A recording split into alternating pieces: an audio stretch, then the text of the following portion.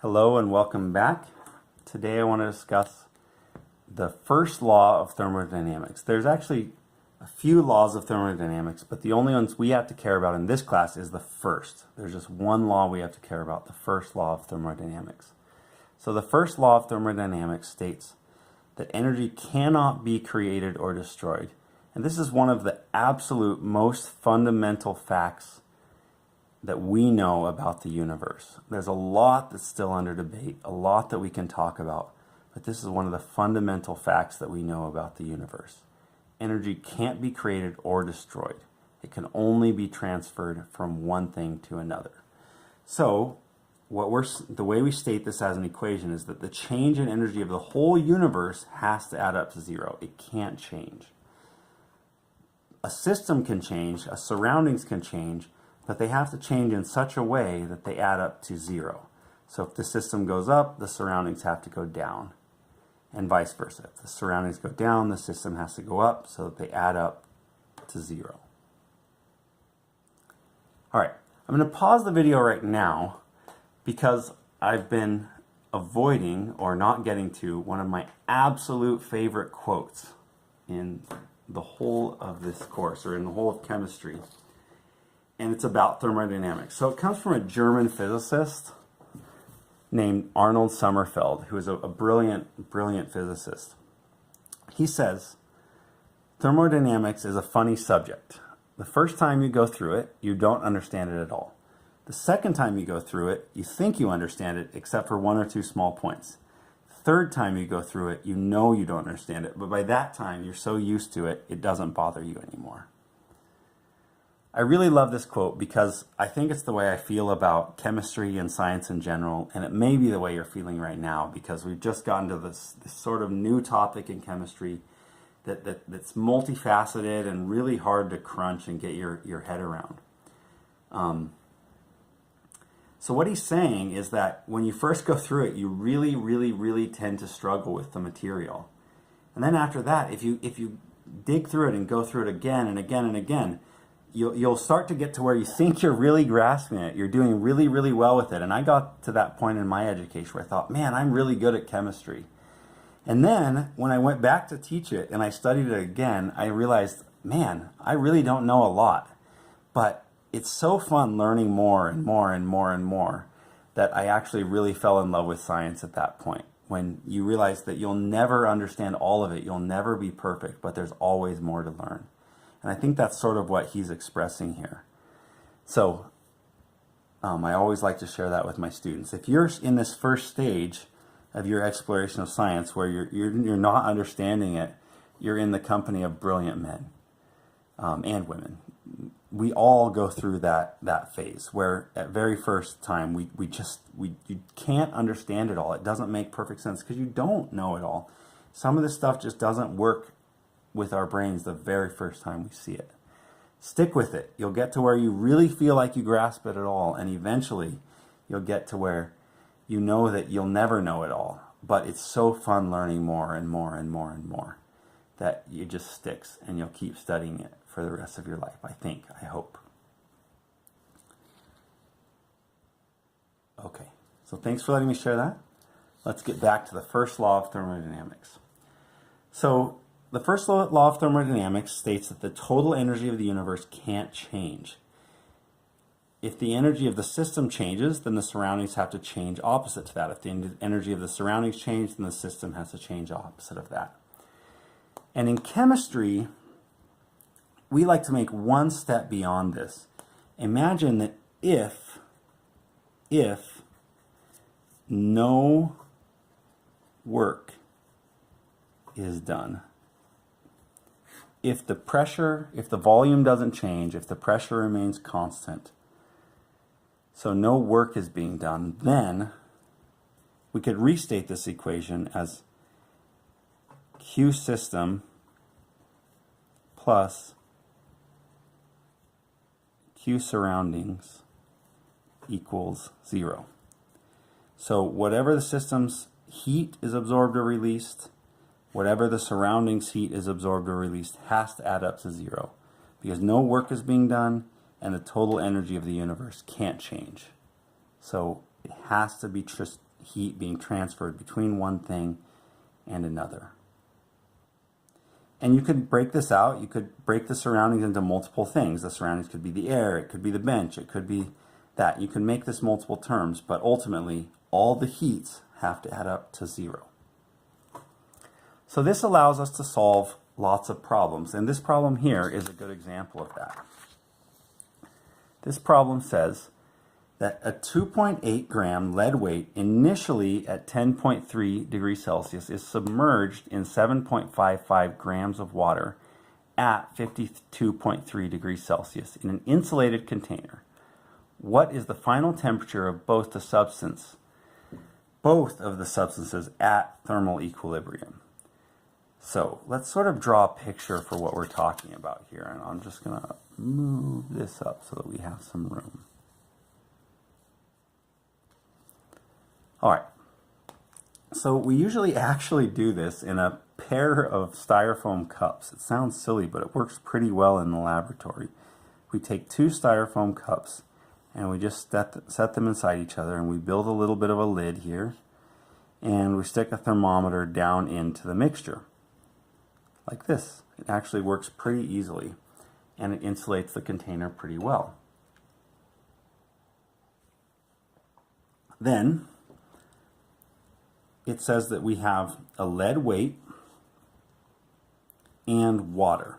So we'll put water in, and what they're saying is the water that we put in here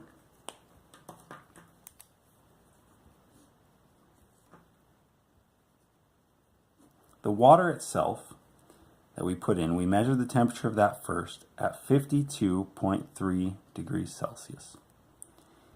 Its mass was 7.55 grams.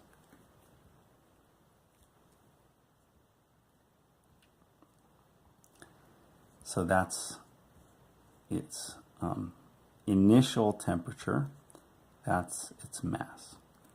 We know that the specific heat of water is 4.184 joules per gram degree Celsius.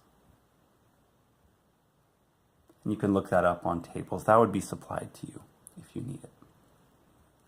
Then we put in a lead weight. The lead weight, after we've measured all of this about the water, we're going to drop in this lead weight.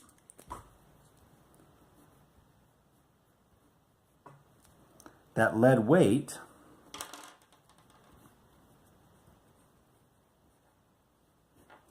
has this information.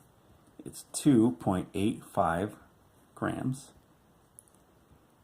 10.3 degrees Celsius, so this is its mass, this is its initial temperature, and its specific heat is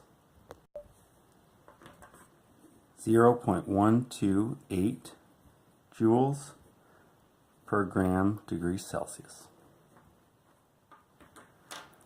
So, if we go back up to this equation, Q equals system plus Q equals surrounding, Q system plus Q surroundings equals 0, we can replace each one of those variables. We know that Q is equal to MC delta T plus Q equals MC delta T. So we just have to decide which is the system, which is the surrounding. It doesn't especially matter, but we're going to call lead the system, and water, the water that's in here, is going to represent the surroundings for the whole thing, because the rest of the surroundings are sort of insulated. So water will absorb the vast majority of the heat from the contact with the lead. So in other words, we can set up a new equation down here as the mass of the lead times the specific heat of the lead times the change in temperature of the lead plus the mass of the water times the specific heat of the water times the change in temperature of the water is equal to 0. Now there's one last expansion of this equation that we need to make. And that's because we only have initial temperatures and not total changes in temperatures, we need to actually replace each change in temperature with a final temperature minus an initial temperature. Remember that a change in temperature, a change is just a final minus an initial state. So we'll expand this one more. The mass of lead times the specific heat of lead times the final temperature minus the initial temperature is equal or plus the mass of water times the specific heat of water times the final temperature minus the initial temperature of the water is equal to 0. So the important thing to realize here, the last thing, is just that the final temperature of both will be the same because they're in contact inside the container. So all we have to do is plug them in, do some algebra, and solve for the final temperature. So the mass of lead is given to us here as 2.85 grams. The specific heat of lead, 0.128 joules per gram degrees Celsius.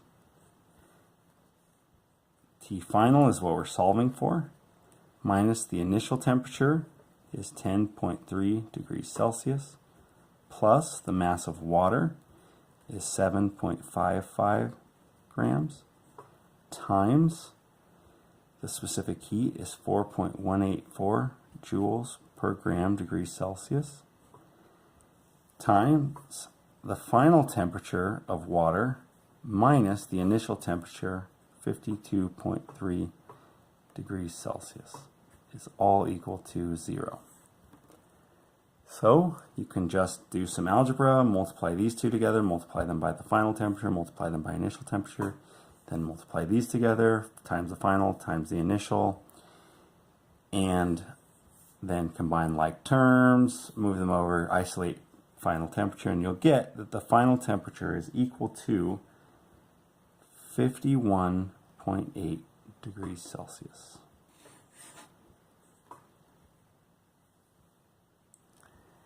So this may seem suspiciously close to the initial temperature of water. You notice that lead started out at 10.3 degrees Celsius, much colder than water, which started out as 52.3 degrees Celsius.